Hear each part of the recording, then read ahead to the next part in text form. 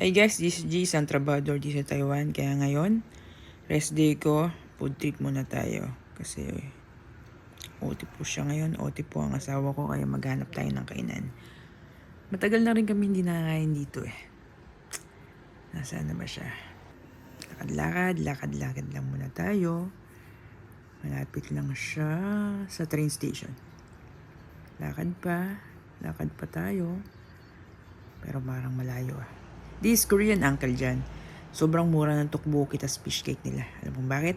30 NT, one piece ng fish cake. Pero pag bumili ka ng dalawa, 50 NT na lang. Ang tteokbokki naman nila ay isang order 60 NT. Pero pag bumili ka ng malaki, 100 NT. Busog ka na sobra. Napakasarap. Kaya try nyo na. Pwede rin naman kayo mag-take out or dine in. Kasi meron naman silang kainan sa loob. Kaya try na nyo pumunta. Promise, masarap. Bye-bye!